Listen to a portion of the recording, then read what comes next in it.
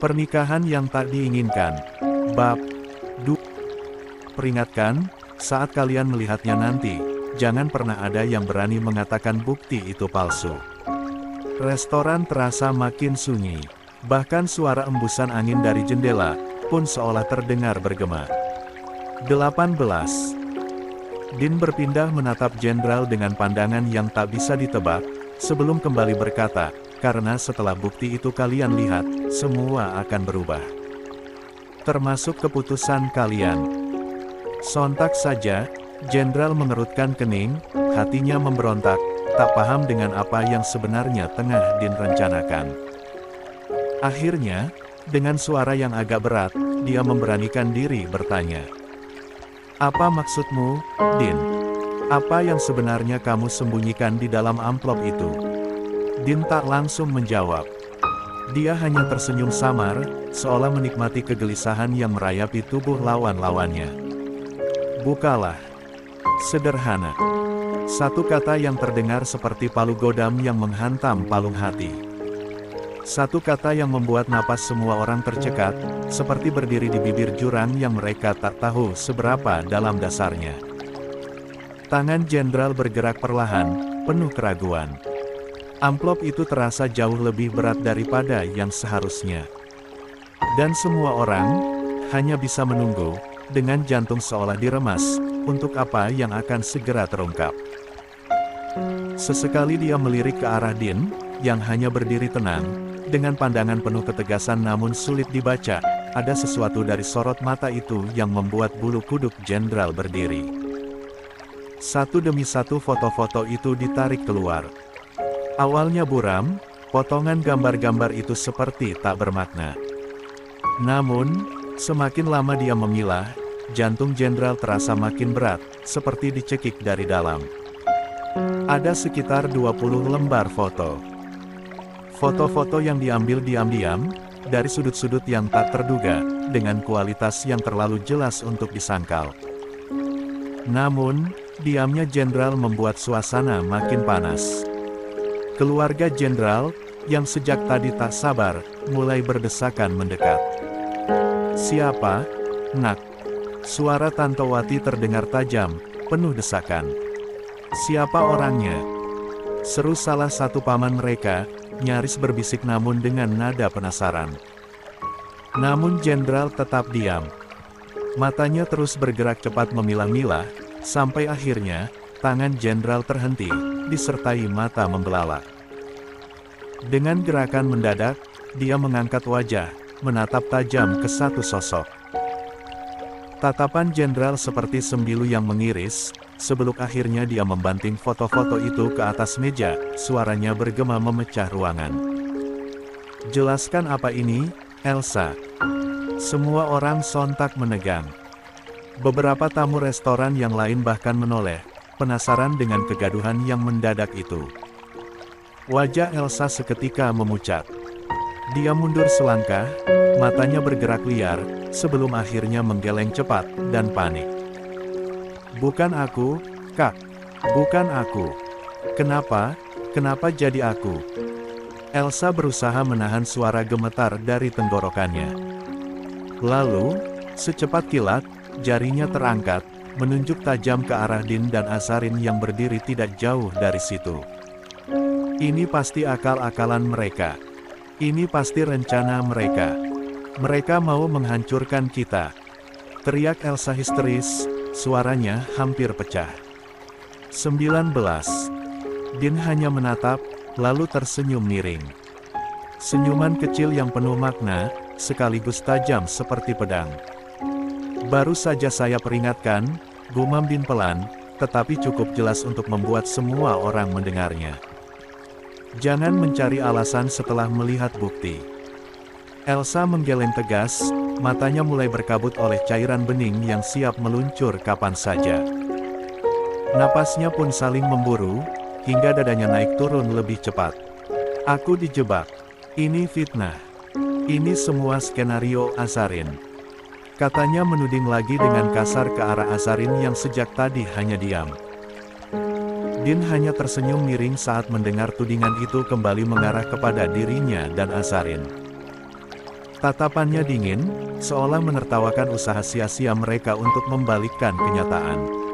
Namun tetap, dia tidak berkata sepatah kata pun. Dia memilih menikmati drama yang mengeluarkan rasa getir dan kekalahan itu. Tangannya yang sejak tadi menggenggam jemari Azarin, bergerak mengusap lembut, memberikan ketenangan sekaligus isyarat untuk tetap tenang dan menikmati drama di mereka. Sementara di hadapannya, Elsa masih menangis keras, mengguncang tangan jenderal seolah dengan itu dia bisa membalikkan fakta. Dia pasti memalsukan semuanya. Jerit Elsa lagi, suaranya melengking, melukai telinga siapapun yang mendengarnya. Dia dan perempuan itu, mereka hanya ingin menghancurkan keluarga kita. Namun Dean tetap tak bergeming. Dia berdiri tegak, tanpa satupun emosi marah terpancar. Sementara Elsa masih berusaha bertahan. Air matanya mengalir deras membasahi wajahnya, bahunya berguncang hebat, suara tangisnya menggema di ruangan yang mulai sunyi karena tercekik ketegangan. Dengan suara parau yang hampir tak terdengar, dia berteriak, menolak tuduhan yang baru saja dilemparkan padanya. Bukan aku yang melakukan ini. Aku bahkan tidak kenal siapa itu Zaina. Teriaknya, sambil meremas-remas lembaran foto-foto itu, lalu dengan emosi membabi buta, menyobeknya satu persatu hingga sobekan kertas berterbangan ke lantai. Semua orang membeku, hanya bisa menatap Elsa yang histeris. Beberapa keluarga besar tampak saling berpandangan, gamang, tak tahu harus berpihak pada siapa. Tante Wati yang sejak tadi hanya terdiam, akhirnya melangkah maju. Wajah wanita parubaya itu dipenuhi keresahan dan kepanikan. Dia menggenggam tangan Elsa, lalu menatap jenderal dengan tatapan memohon. Tak mungkin, Nak, Elsa baru saja keguguran. Suaranya bergetar, mencoba mencari secercah pembelaan. Dia bahkan belum pulih sepenuhnya. Bagaimana mungkin dia melakukan hal seperti ini? Tante Wati menoleh ke sekeliling, seolah mencari pembenaran dari mata-mata lain yang memandang. Sementara Elsa mengangguk membenarkan sambil memangis pilu. Ini pasti kesalahan. Mustahil adikmu terlibat. Lanjutnya lagi dengan penuh keyakinan, meski di dalam hatinya sendiri, keyakinan itu mulai runtuh perlahan. 20. Jenderal hanya berdiri kaku, wajahnya keras, tetapi matanya kosong, seperti seseorang yang tenggelam dalam badai pikirannya sendiri. Dia mencoba mencerna semuanya dengan akal sehat, namun setiap potongan gambar yang sempat dilihatnya seolah menemaku pikirannya dalam kekacauan. Mustahil, gumam jenderal pada dirinya sendiri, suara yang begitu lirih namun terasa menyayat bagi siapapun yang mendengarnya. Namun, wanita parubaya itu seolah tak bisa diam untuk meyakinkan jenderal. Jika jenderal sampai goyah dan teracuni, itu artinya Elsa tak bisa lagi membela dirinya. Mereka hanya ingin memecah belah keluarga kita, Nak, ini semua akal-akalan laki-laki itu dan mantan istrimu. Katanya, menuding dengan getir ke arah Dean. Dean hanya berdiri di sana, tenang, diam seperti batu karang di tengah gelombang amarah yang mengamuk. Dia tidak perlu berkata apa-apa. Selama tidak ada satu tangan pun yang berani menyentuh Azarin, dia akan tetap diam, menikmati betapa mudahnya keangkuhan mereka runtuh oleh kebenaran yang tak bisa mereka sangkal. Elsa, dengan mata sembab dan langkah terlatih, menghampiri kakaknya. Dia memegang tangan jenderal dengan kedua tangannya, mencengkeram erat seolah hidupnya bergantung pada keyakinan jenderal. Kak, percayalah, ini semua tidak benar, isaknya dengan napas tersengal.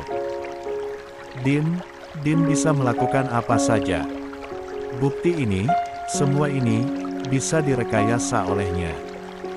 Dia memaksa suara tenangnya keluar di tengah sesenggukan yang hampir menghabiskan tenaganya. Aku bersumpah, Kak, aku tidak pernah terlibat, apalagi dengan obat-obatan keras itu. Jenderal menunduk, menatap tangan adiknya yang menggenggam erat tangannya. Ada keraguan besar di matanya. Sedangkan suara Elsa semakin bergema lirih, pecah-pecah karena tangis yang tak terbendung. Dia terus mencengkeram lengan Jenderal seolah hidup matinya bergantung pada kepercayaan kakaknya. "Kak, kumohon percaya sama aku." Tubuh Elsa bergetar hebat, air matanya jatuh berderai tanpa sempat dia hapus. "Kakak tahu sendiri, kan?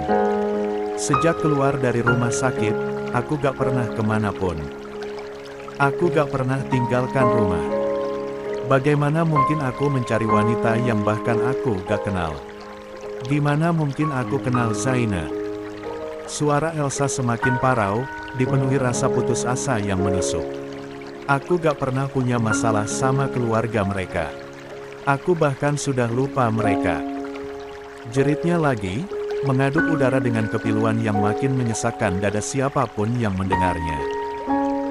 "Kak, lihatlah, Alea bebas setelah ibu kita masuk penjara." Elsa terus berusaha menggapai logika kakaknya. "Dan itu karena Din. Din yang menawarkan syarat itu, kan? Supaya Alea bebas, ibu harus mengorbankan dirinya." Tangis Elsa makin keras, matanya membengkak, wajahnya berantakan. "Hari ini, lihat sendiri, Kak. Dia membawa Azarin ke sini, bukan untuk rekonsiliasi, bukan untuk kebenaran, tapi untuk menginjak harga diri kita." Suara Elsa bergetar hebat, syarat dengan rasa tidak terima yang menyakitkan. 21. "Kak, sadar, ini semua permainan dia." Dia menoleh cepat ke arah Tantowati yang berdiri di belakangnya, meminta kekuatan, meminta pembelaan. "Benar kata Tantowati, mereka cuma mau memecah keluarga kita, menghancurkan kita, Kak. Mereka ingin membalas dendam saja."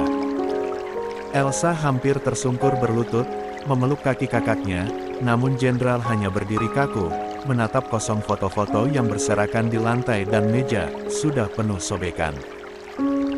Wajahnya keras, tetapi matanya menunjukkan gejolak hebat, bertarung antara rasa sayang kepada adiknya, dan kebenaran pahit yang mulai tak bisa lagi dia tolak. Setelah cukup lama membiarkan teriakan dan ratapan memenuhi udara, Din akhirnya menarik napas panjang, dan untuk pertama kalinya Din melangkah, dan mengambil satu foto yang sempat tersobek bagian ujungnya, di lantai. Tampak jelas wajah Elsa yang tengah bertemu dengan seorang wanita misterius. Dia tak tahu siapa, tetapi dari sisi Elsa begitu jelas terlihat, menggunakan jaket hitam, dan kacamata serta topi. "Saya sudah katakan sebelumnya," suaranya tenang, namun setiap katanya seperti cambuk yang mencabik udara. "Jangan berteriak, jangan menyalahkan, dan jangan pernah sekalipun menuduh tanpa dasar." Dia menatap lurus ke mata Jenderal yang kini mulai goyah. "Di dunia ini, kita bisa menipu banyak orang." Lanjut Din, suaranya begitu datar namun mengandung daya pukul luar biasa. "Tapi ada satu hal yang tak bisa kita tipu, yaitu waktu. Dan waktu sudah membongkar apa yang kalian sembunyikan." "Tidak, kamu tukang fitnah!" teriak Elsa makin menjadi. Dia menoleh menatap Jenderal. "Kak, ayo. Jangan diam saja. Bicara, Kak. Aku gak bersalah." Tintanya meronta. Jenderal akhirnya menoleh pada Din, dia lalu menghela napas berat. "Maaf, tapi menurut saya, tuduhan Anda itu terlalu kejauhan. Adik saya emang pernah memiliki masalah dengan keluarga kalian, terutama pada Alea, tetapi saat dia tahu Alea telah dipenjara, dia sudah bisa menerima semua itu. Jadi tuduhan kalian, rasanya tidak masuk di akal. Apalagi hanya berdasarkan foto-foto saja." Din sontak tersenyum miring sambil melangkah semakin dekat dengan meja di mana amplop itu masih tergeletak. "Jangan khawatir," ujarnya ringan, "bukti itu bukan hanya berisi foto. Ada juga video. Jadi, kalau kalian masih ingin berdalih." Dia mengedikkan dagunya ke arah Jenderal. "Silakan lanjutkan. Tapi saya jamin, kamu akan menyesal telah mengatakan hal barusan." Din menatap Elsa yang masih meraung histeris sambil meronta, namun pria itu hanya menghela napas singkat, seperti seorang hakim yang sudah tahu vonis untuk terdakwa di depannya. Dengan gerakan santai, Din mengeluarkan sebuah flash disk kecil berwarna hitam dari sakunya, dan mengangkatnya tinggi-tinggi di hadapan jenderal. Tak ada yang menduga, bahwa bukti utama itu ada di dalam saku jasnya. Din seolah ingin mempermainkan semua orang, dan itu berhasil membuat Elsa kesetanan, serta jenderal yang mendadak gamang. Saya harap setelah ini, tidak ada lagi yang bicara soal fitnah, ujar Din datar. Belum sempat jenderal menyentuhnya, Elsa dengan refleks bergerak cepat, berusaha merebut flash disk itu dari tangan Din. Namun Din seolah sudah membaca gerakannya, dengan sigap menarik tangannya ke belakang sambil melangkah mundur. Pelayan kafe yang memperhatikan sejak tadi segera mendekat saat Din mengangkat tangannya memanggil. 22. Semua tirai, tutup, perintah Din singkat. Pelayan itu pun menurut tanpa banyak tanya, menurunkan semua tirai hingga cahaya dari luar tak lagi menembus ke dalam. Ruangan menjadi remang, hanya diterangi lampu gantung di atas meja. Azarin, seolah tahu perannya, dengan sigap membuka tas besar di samping kursinya, mengeluarkan alat proyektor mini dan tablet. Sementara itu, Elsa terus merintih sambil memohon, "Kak, jangan percaya. Kak, kumohon, Kak." Tangisannya menggema di antara suara tirai yang bergeser. Namun tak satupun orang memperhatikan Elsa. Semua mata kini terpaku pada Din, yang tengah menyambungkan flash disk ke tablet, lalu memproyeksikan ke dinding putih di dalam restoran. Beberapa detik kemudian, layar memperlihatkan rekaman CCTV dari sudut rumah sakit. Gambar cukup jernih, terlihat seorang perawat perempuan masuk ke kamar rawat Herlina. Namun, tak berselang lama, dia keluar dengan langkah tergesa. Lalu, kamera berpindah sudut, memperlihatkan perempuan itu masuk ke toilet. Saat keluar, pakaiannya sudah berganti menjadi pakaian biasa. Semua orang mulai tegang. Jenderal membeku, napasnya terasa berat. Tangisan Elsa tak lagi didengar. Video terus bergulir. Perempuan itu berbelok menuju kamar lain, yang tak diduga kamar tersebut adalah kamar rawat inap milik Elsa. Di sana, kamera menangkap dengan jelas, Elsa berdiri menunggu di depan pintu. Tak ada hal lain yang terjadi lagi setelah itu, sebab tak ada CCTV di dalam kamar rawat inap. Kemudian, gambar lain muncul. Selang sehari sejak kejadian itu, terlihat wanita yang menyamar sebagai perawat gadungan, itu bertemu dengan Zaina di kantin rumah sakit, persis dengan penjelasan Zaina, meski sayangnya dalam video itu wanita itu menutup seluruh wajahnya dengan masker, kacamata, serta topi, tetapi gaya jalannya tak berubah, bisa langsung dikenali jika itu adalah orang yang sama masuk ke ruangan Herlina. Suasana ruangan menjadi kian mencekam. Bahkan suara napas orang-orang kini terdengar berat, membebani udara. Namun, Din tetap tenang, sambil menatap layar di dinding. Semua data yang kalian lihat di sini, bukan sekadar rekaman biasa. Data video ini sudah Vera sinkronkan dengan sistem server rumah sakit menggunakan metode timestamp digital forensik, ujar Din, suaranya stabil dan dingin. Timestamp tidak bisa dipalsukan begitu saja, karena semua CCTV di rumah sakit itu otomatis terhubung ke server cadangan via jaringan internal berbasis IP statik.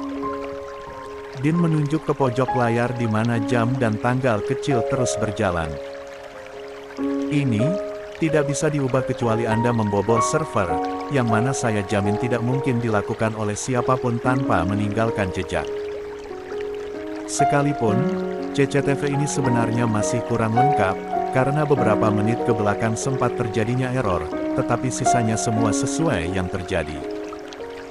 Din menggeser layar, menunjukkan log file jaringan. GPS perekam otomatis mengarah ke koordinat rumah kalian di Bogor saat transfer file dilakukan.